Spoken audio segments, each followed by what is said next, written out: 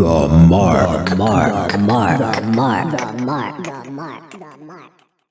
Part 2. In the first 5 books of the Old Testament, called the Pentateuch and attributed to Moses, a great number of extraordinary stories are found, which are usually regarded as historical. For example, there's the story of Pharaoh and the butler and the baker, which occurs in Genesis 40, which apparently has no particular meaning, and as it stands seems quite trivial. However, it is susceptible of being understood as having an inner meaning. Or again, there's the great story about Moses getting the children of Israel out of Egypt and the power of Pharaoh, that is, the Exodus. But this, no doubt, can again be taken historically, that is, in the sense that Egypt means Egypt, and Pharaoh means Pharaoh, just as in the previous example. The butler can be taken as the actual butler, and the baker as the actual baker. Let us now take the movement of the children of Israel out of Egypt and their journey towards the Promised Land, not literally, but as a parable having a psychological significance quite apart from any historical significance. Let us take it, in other words, as referring to a man moving away from some power signified by Pharaoh in Egypt and journeying toward a new state of himself. All esoteric teaching concerns a lower and a higher level, and the essence of esotericism consists in the fact that man is capable of undergoing a transformation and attaining a new level of himself. Man has to escape from the power of Pharaoh and Egypt and move in another direction, first signified as the wilderness and eventually as the Promised Land. One can see in the allegory how difficult this is, for it is shown how Pharaoh will not let the children of Israel leave Egypt, although plague after plague is brought upon him. Man, glued to the senses, to visible reality, to external life, can only move with great difficulty to a level of comprehension which lies beyond the facts of the senses and their power over him. This is the first problem of esoteric teaching, and in the parable, the emphasis is put upon the power of Pharaoh, which Moses tries to overcome. Pharaoh represents the power of the lower level, and Moses the power of the higher level. Moses, having been told by Elohim to get the children of Israel out of Egypt, Egypt representing a psychological state of humanity. The many different sides of a man which can grow into a new inner development are firmly held down in Egypt by Pharaoh. That is, by the power of the lower level of understanding gained solely through the world as it appears to the senses and the understanding that we gain from this first source of meaning. This level of interpretation is Egypt, and Pharaoh is the concentrated power of this level. He can be compared with the ruler of the feast in the parable of the marriage at Cana. Let us look at some definitions in the Old Testament as to the meaning of Egypt. In that extraordinary book called Isaiah, which is full of psychological interpretation and offers a key almost to the earlier books of the Old Testament, it is said, "Now the Egyptians are men, and not Elohim, and their horses flesh, and not spirit." Isaiah 31:3. From this we can see that if we take the narrative of the emancipation of the children of Israel as meaning psychologically the passage from a state of flesh to a state of spirit, we must understand that a mental transformation is signified. In one of the epistles of the New Testament, Paul speaks of the mind of the flesh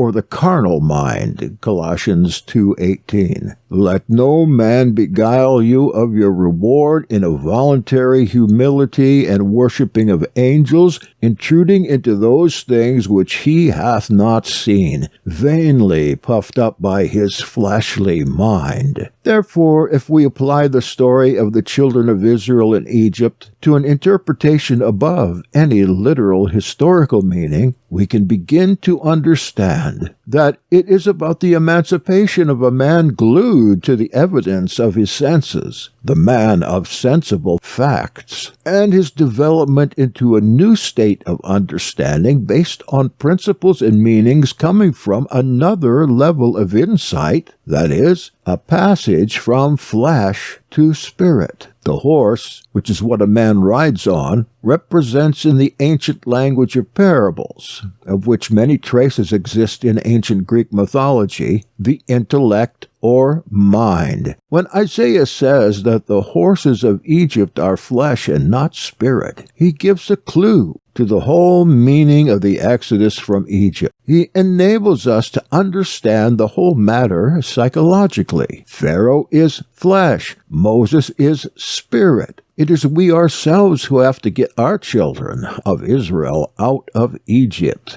Since everything in esoteric psychology is about man himself and his possibilities, and with what things he has to go in himself, and what things he must give up and separate himself from, we can realize that the great parables are not capable of cut and dried explanation, nor indeed are they comprehensible to us save in a small degree, depending on our state of understanding meaning apart from literal meaning. Behind the words used lies an inner sense, but this inner sense does not fit in easily with our ordinary mind. We have to think in a new way and see connections which, although psychological, are not literally logical. In trying to comprehend some inner meaning in the story of Pharaoh and his butler and baker, we must take Pharaoh, in this case, as meaning a man based on his senses, beginning to undergo a change in his understanding. It is, so to speak, your Pharaoh. It stands firmly in the senses and their evidence. The butler and the baker represent two sides of oneself, one of which has to be hanged, and one of which is redeemed. In this story, we see that Egypt is transformed through the influence of Joseph, who finally becomes controller of Egypt. It is the same story as that concerning the exodus of the children of Israel from Egypt, but told in another way. The psychological idea is the same, but in this case, Egypt itself is brought under a new mastery. When we understand that all these parables refer to man himself and have really no historical significance, and that they must be taken apart from their literal meaning, then it's not difficult to understand that they are really speaking about the same thing: the emancipation of man from a lower level and his transformation into a being of a higher level, although the casting of the imagery is various. What we have to grasp is that the natural man with his sensual thinking cannot undergo the development inherently possible in him. His sensual thinking will prevent it because it is antagonistic to psychological thinking. Unable to think psychologically, being glued to the senses, he is bound to remain an undeveloped man. Where can we find anything said about this question of sensual and psychological thinking being antagonistic? It is referred to in Genesis 49:17. Dan shall be a serpent by the way, an adder in the path, that biteth the horse heels, so that his rider shall fall backward.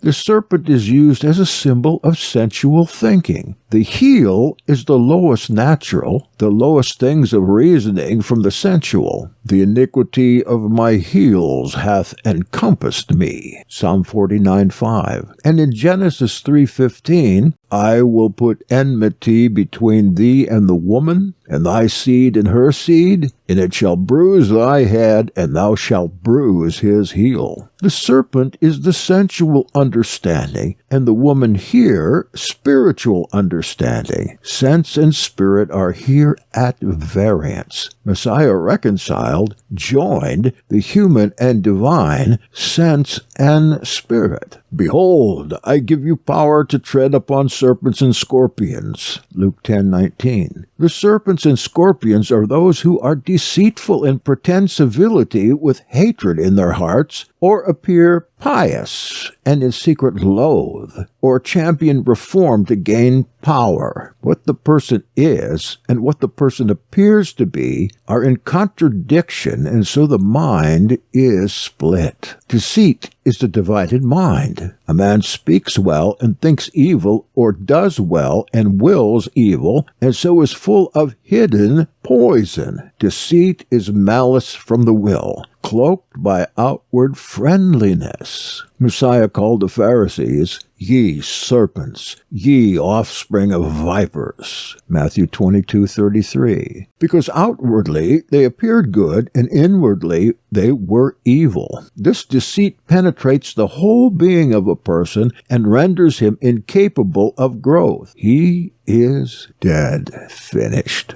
Messiah says to the Pharisees, as examples of deception, why wash the outside of the platter? Woe unto you, scribes and Pharisees, hypocrites! For ye make clean the outside of the platter, but within they are full of extortion and excess. Matthew 23:25. This is the end of part 2.